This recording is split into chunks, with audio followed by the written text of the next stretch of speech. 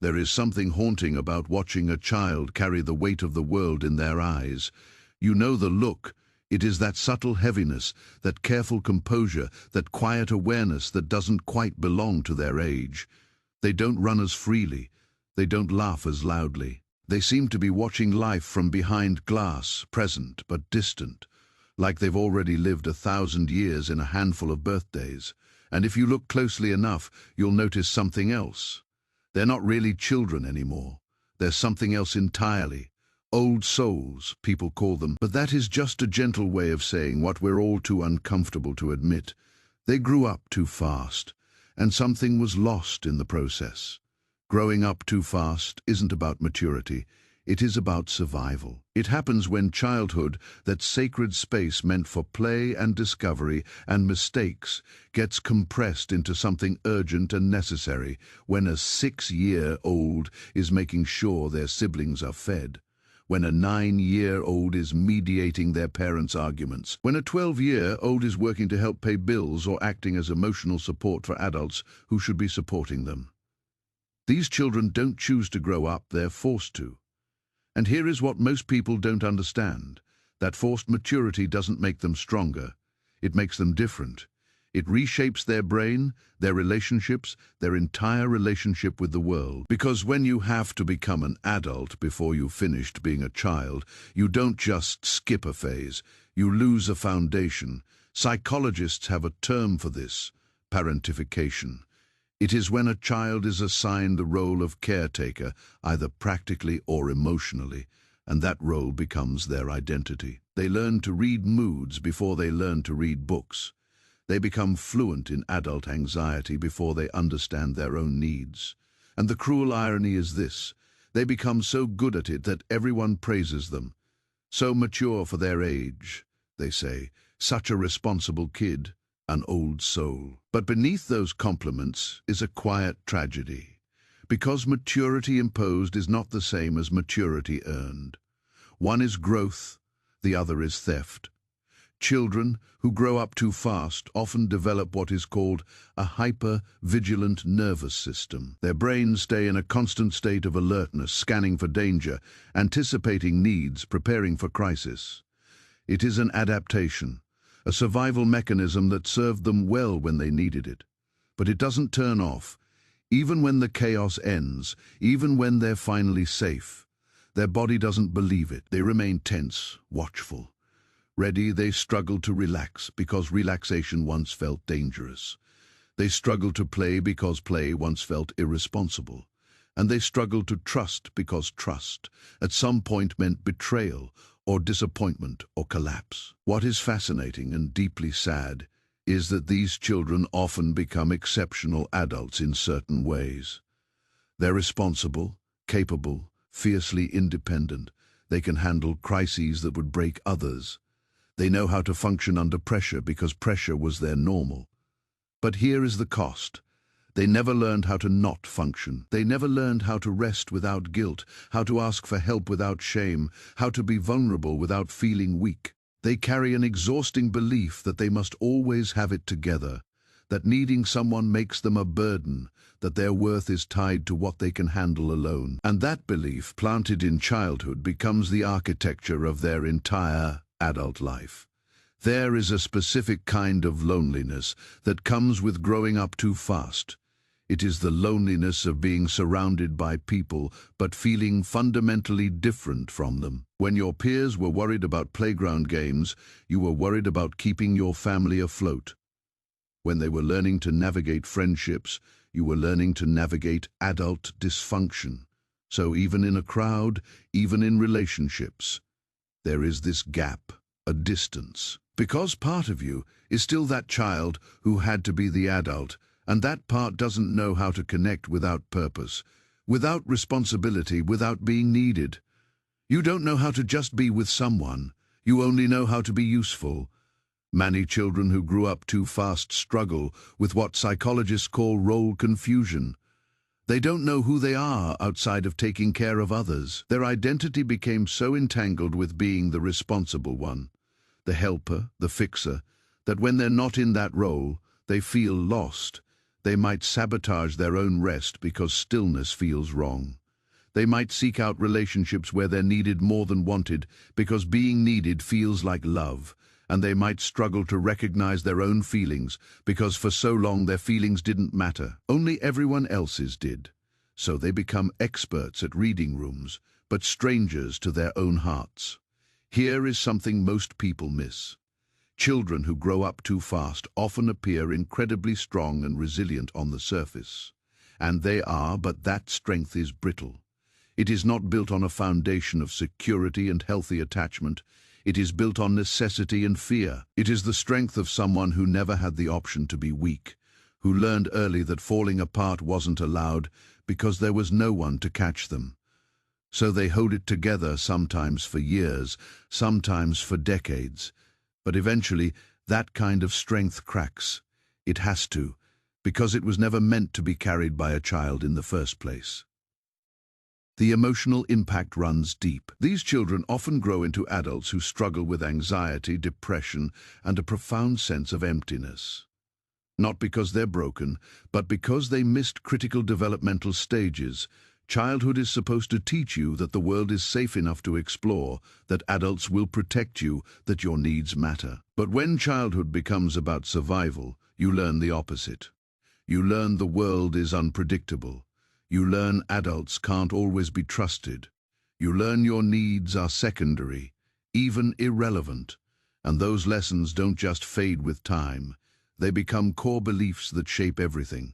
How you love, how you work, how you see yourself. There is also a strange grief that lives inside people who grew up too fast. It is grief for a childhood they can barely remember or never had. Grief for the lightness they never got to feel, the carelessness they never got to experience, the innocence that was taken too soon. And this grief is complicated because it is not about something that happened. It is about something that didn't. How do you mourn an absence? How do you grieve for a version of yourself you never got to be? Many people don't even realize they're carrying this grief. They just feel this vague, persistent sadness. A sense that something is missing even when everything looks fine on paper. What is particularly painful is that these children often don't receive the recognition or support they need. Because their suffering is invisible, they're not acting out, they're not causing problems, they're doing the opposite, they're holding everything together, so adults around them either don't notice or they appreciate the help without questioning why a child is providing it. And the child learns a devastating lesson. My pain doesn't matter as long as I am useful. My struggle is acceptable as long as I don't show it. That lesson becomes a life sentence. Because even as adults, they'll minimize their own pain, dismiss their own needs, and push through struggles alone because asking for help feels like failing. There is a psychological concept called compressed development. When emotional, cognitive, and social development happens out of sequence or too rapidly due to environmental demands. And the brain, remarkably adaptive as it is, adjusts. It prioritizes survival skills over developmental ones. So a child might develop advanced problem-solving and emotional regulation for others, while completely bypassing their own emotional literacy. They can manage a household, but can't manage their feelings. They can care for others, but can't care for themselves. Because they never learned, they were too busy learning adult things. Many people who grew up too fast describe feeling like they're living behind a mask. They've become so skilled at performing competence, at projecting calm, at being who others need them to be, that they've lost touch with who they actually are underneath. They don't know what they like because no one ever asked. They don't know what they need because needing wasn't allowed. They don't know how to play, how to be silly, how to let go because those things were luxuries they couldn't afford, and now, as adults, they watch others live with a kind of ease and spontaneity that feels foreign, even impossible. They want it, but they don't know how to access it. The relationships of people who grew up too fast are often marked by patterns they can't seem to break.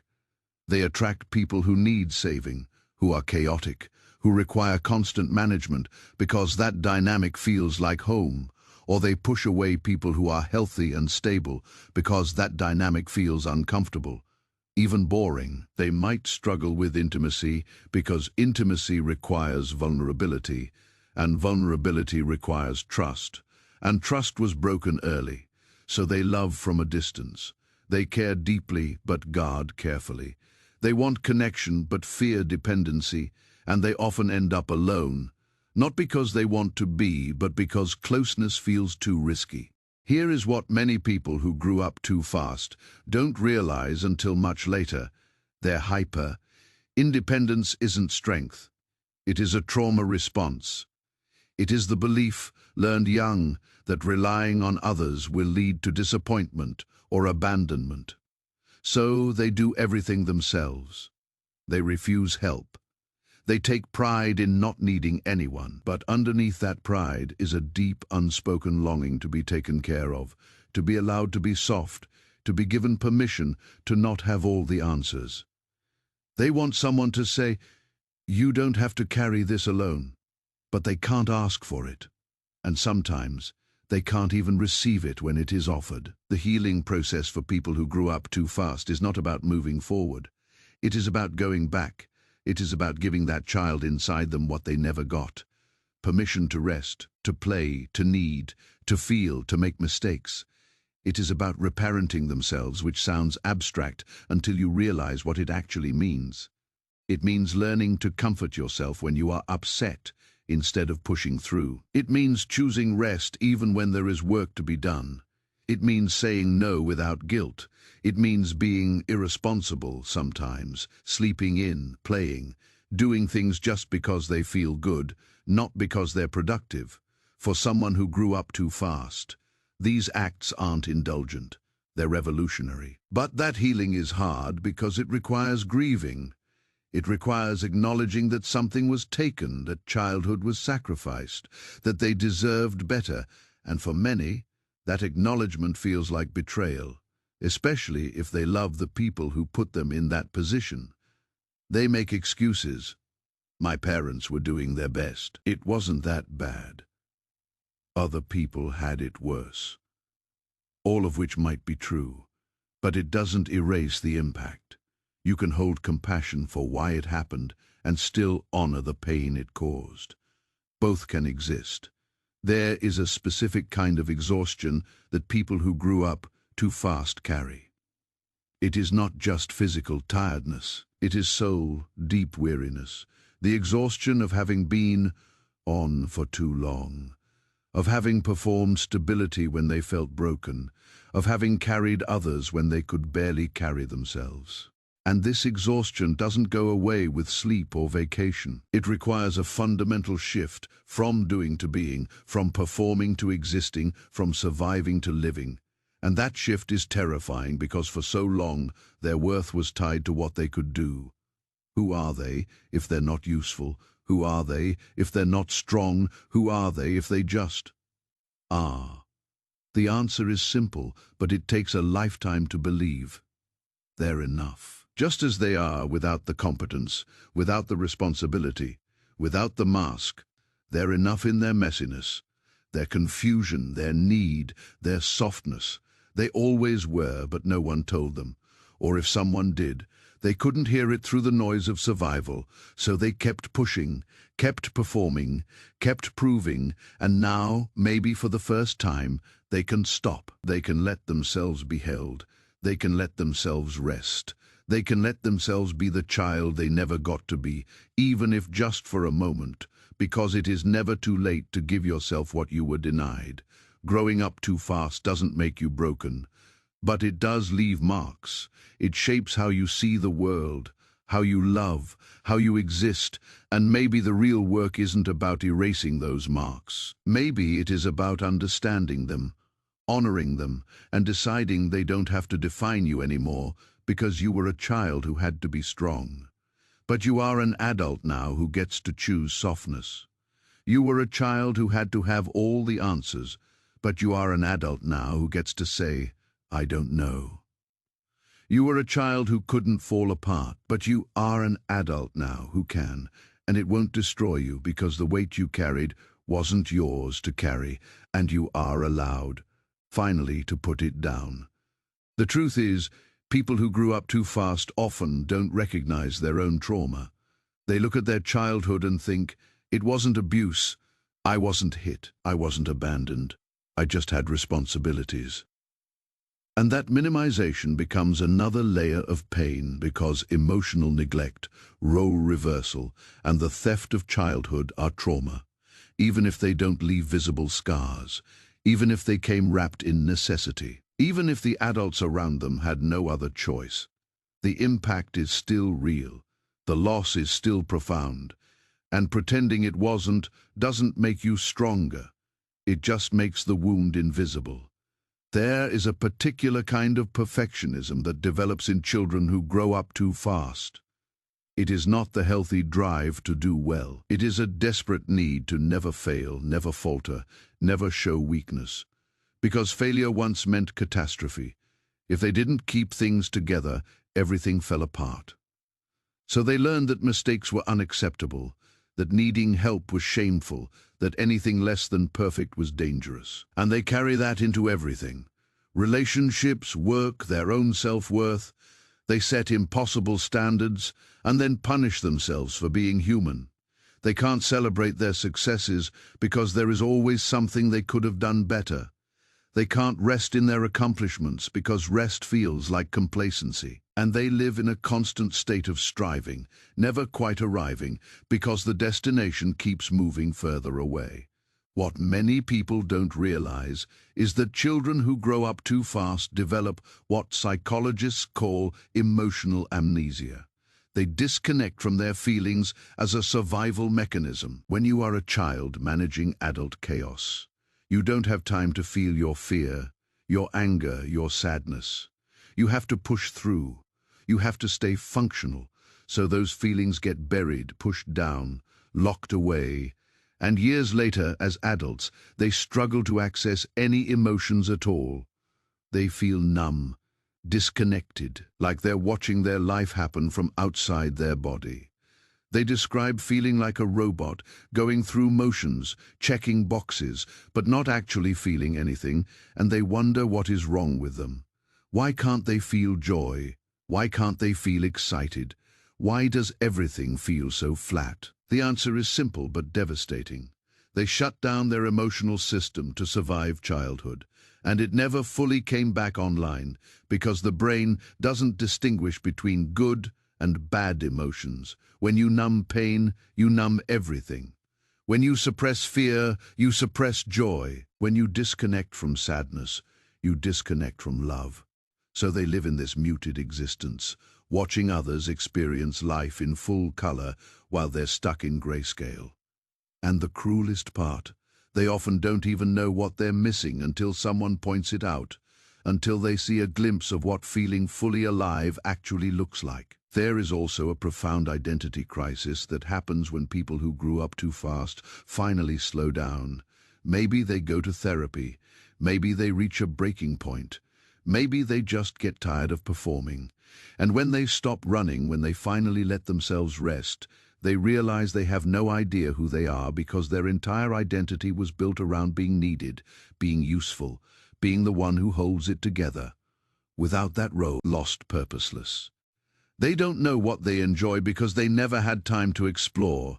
They don't know what they want because their wants were always secondary. They don't know what brings them peace because peace was never an option.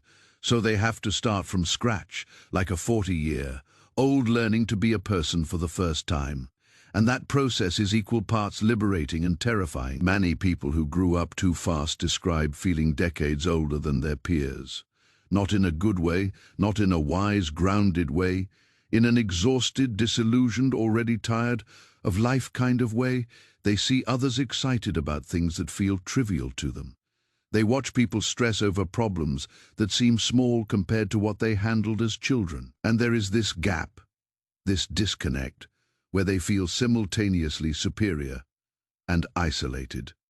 Superior because they survived harder things.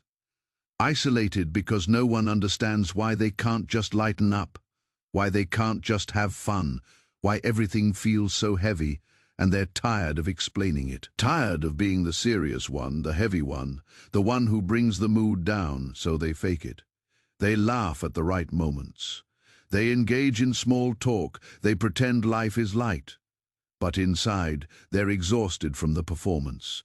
Here is something rarely discussed. Children who grow up too fast often struggle with success. You'd think they'd thrive as adults given how capable they are. And many do. On the surface. They build careers, achieve goals, check every box.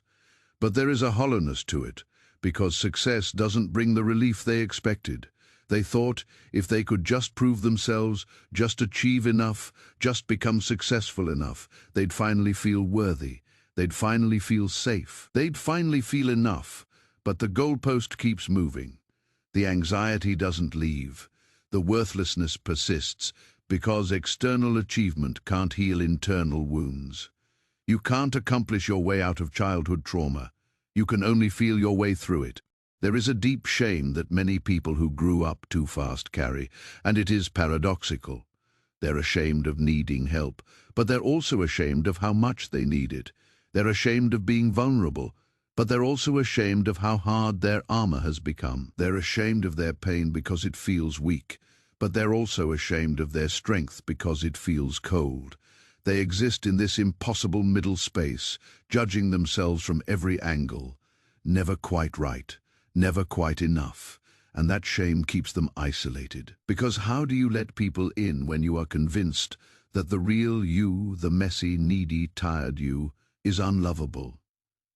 The relationship with control is another defining feature. People who grew up too fast need control because chaos once meant danger, so they micromanage everything. Their environment, their schedule, their emotions, other people they can't delegate. They can't trust. They can't let things unfold naturally because unpredictability feels threatening. And this need for control exhausts them. But they can't stop, because letting go feels like free fall. It feels like that moment in childhood when everything was out of control and they were powerless. So they grip tighter, plan harder, anticipate more. But control is an illusion, and eventually life does what life does. It becomes unpredictable anyway, and when it does, they don't just feel stressed. They feel like that helpless child again, and it is unbearable. What is particularly heartbreaking is how people who grew up too fast often become parents themselves and repeat the cycle, not because they want to, but because they don't know another way. They push their children toward independence too early because dependence makes them uncomfortable. Or they become overly protective, trying to give their children the safety they never had, but suffocating them in the process. Or they expect too much, unconsciously projecting their own childhood experiences onto their kids. They don't mean to. They love their children deeply, but trauma has a way of passing through generations until someone finally stops and says, "This ends with me." And healing is possible. It is hard, it is slow, it is messy, but it is possible. It starts with acknowledging the truth. That growing up too fast wasn't your fault, but healing from it is your responsibility. It means sitting with uncomfortable feelings instead of pushing through them. It means learning to play again, even if it feels awkward. It means practicing asking for help, even when every fiber of your being says you should handle it alone. It means crying for the child you were, the one who deserved protection and got burden instead. It means forgiving yourself for being human, for having needs, for not always being strong. It means building a relationship with yourself based on compassion, not performance. Recovery looks like learning to say, "I don't know," without shame. It looks like canceling plans because you are tired, not because something's wrong, just because you are tired. It looks like letting someone else drive, letting someone else plan, letting someone else take care of you without feeling like a burden. It looks like hobbies that serve no purpose except joy. It looks like friendships where you are not the therapist, the organizer, the glue. It looks like stillness without guilt. It looks like softness without fear. It looks like being loved not for what you do, but for who you are. The people who grew up too fast often become the most compassionate adults, because they know what it is like to hurt in silence. They know what it is like to need help and not ask. They know what it is like to carry weight no one can see. So they show up for others in profound ways. They notice the quiet ones. They check in on the strong ones. They create safety for people who've never felt safe, and that is beautiful. But here is what they need to remember. They deserve that same compassion. They deserve to be checked on. They deserve to be cared for. They deserve to be the one who is protected, not always the protector. Because you were a child who became an adult too soon, but you don't have to stay in that role forever. You can let yourself be young again, even now. You can let yourself be playful, irresponsible, messy, unsure. You can let yourself need people without it meaning you are weak. You can let yourself rest without it meaning you are lazy. You can let yourself feel without it meaning you are falling apart, because the weight you've been carrying, it was never yours to begin with. And every day you choose to put it down, even just for a moment, is an act of reclaiming the childhood that was taken, the innocence that was stolen, the lightness that was lost. You don't owe anyone your strength anymore. You don't owe anyone your silence. You don't owe anyone your endless capability. What you owe yourself is tenderness. What you owe yourself is grace. What you owe yourself is the permission to finally just be a person, not a caretaker, not a fixer, not a parent to your parents, just a person, imperfect, vulnerable, beautifully human. And maybe that is not the ending you expected. Maybe you thought healing would make you stronger, harder, more capable, but real healing makes you softer. It gives you back what was taken. It gives you back yourself. And that child inside you, the one who had to grow up too fast, they're still there, still waiting, still hoping someone will finally say, "You can rest now, you are safe, you did enough, you are enough." And maybe today you can be the one to say it.